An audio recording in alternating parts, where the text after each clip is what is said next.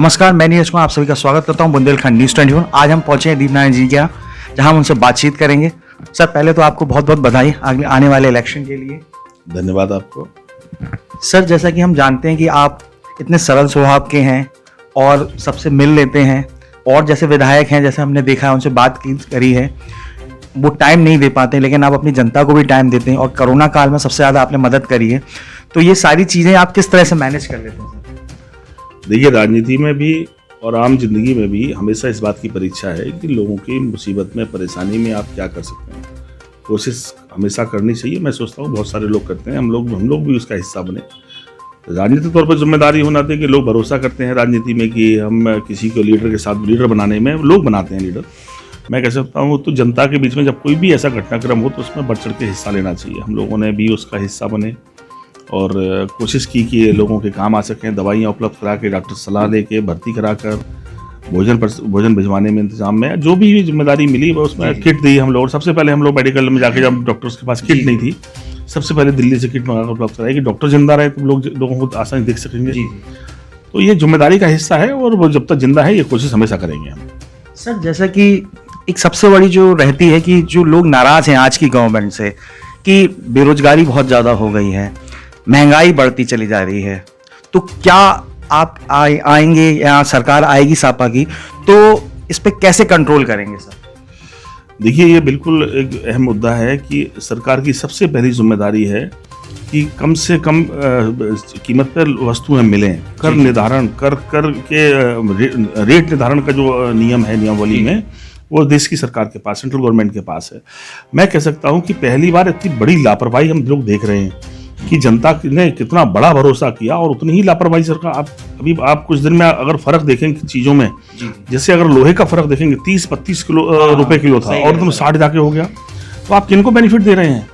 क्योंकि बनाने वाले लोगों को बेनिफिट देकर तो उद्योगपति को फायदा दे सकते हैं आप, लेकिन खरीदने वाली जनता है ना, गरीब आदमी को मकान बनाना है, कैसे मकान उसका बनेगा?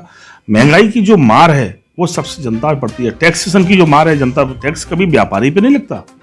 अगर जीएसटी में 28% तक का स्लैब है तो क्या देश की सरकार या राजनीति करने वाले लोग नहीं जानते जनता को देना है? इसमें एक पैसा भी किसी व्यापारी को नहीं लगता। व्यापारी तो जनता के जो माल खरीदता है उस पर टैक्स देकर जनता से पूरा वसूल कर लेता है, तो उसमें टैक्सेशन तो पूरा जनता पे लगना है। मैं कह सकता हूं कि जो रणनीति है वो ठीक नहीं है। चाणक्य ने एक बात बोली थी बहुत साल पहले कि अगर राजा व्यापारी नीयत से राज्य करने लगे तो जनता भिखारी होना तय है। क्योंकि मुनाफे के लिए राजा की नीयत अगर मुनाफे की बन जाए कि हमें मुनाफा ही कमाना है, तो फिर जनता कैसे बचेगी? जनता तो गरीब होना तय है। मैं कह सकता हूं कि सरकार के जो फैसले हैं वो उस राजा की तरह हैं कि हमारा मुनाफा, सरकार का मुनाफा हो, जनता कैसी हालत में रहे। महंगाई की बड़ी मार है, बड़ा फर्क है, लोगों का जीवन दूभर है।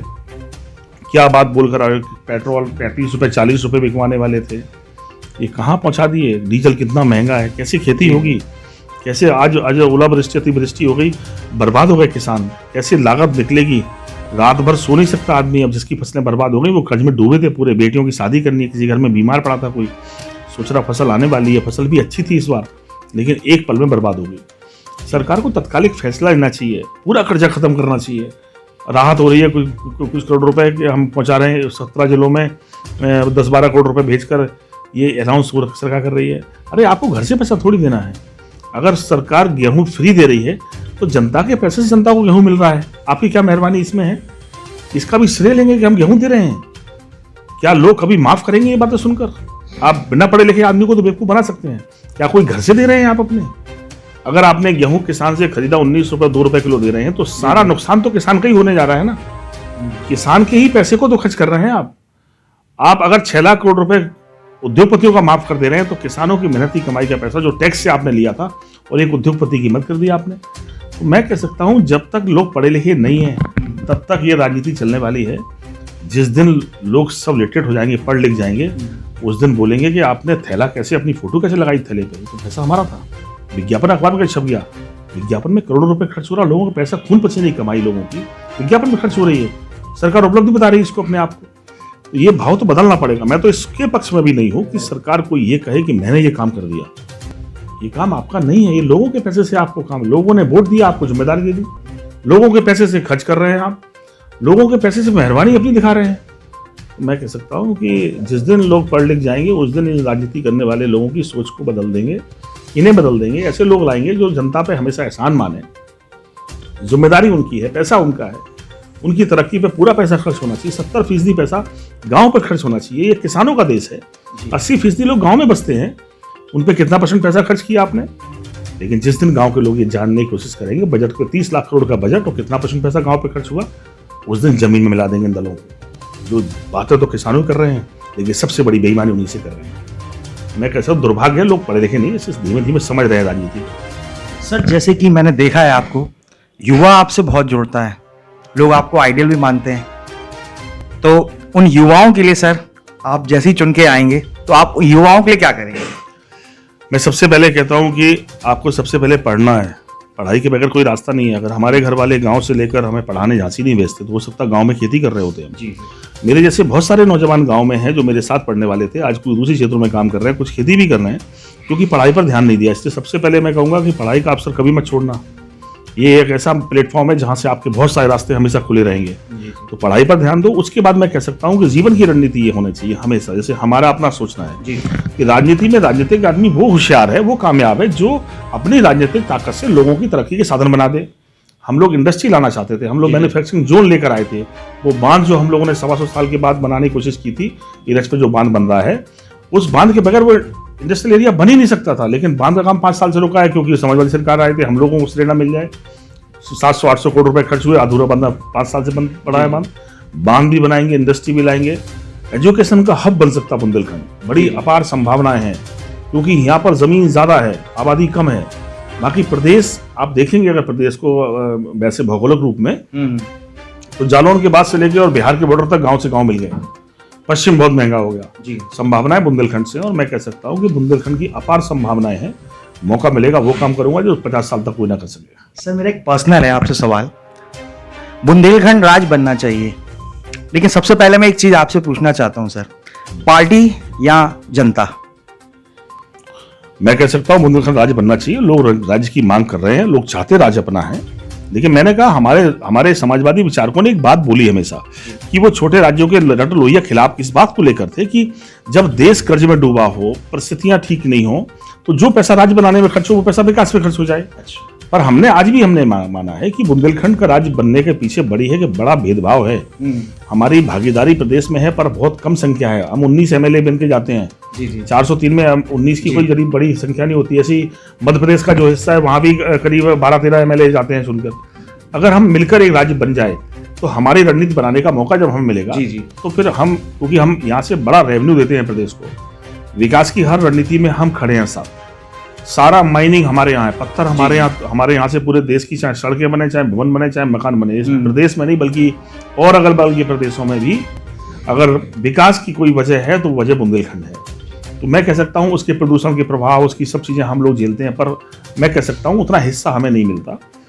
राज्य के पक्ष में हमने कहा कि पार्टी को भी अपने पक्ष में इस बात के लिए सहमत करने की कोशिश करेंगे हम कि राज्य का समर्थन हो और राज्य बने। पर राज्य के पहले जब तक राज्य नहीं बना, राज्य जिन्हें बनाना है वो बेईमानी कर रहे हैं।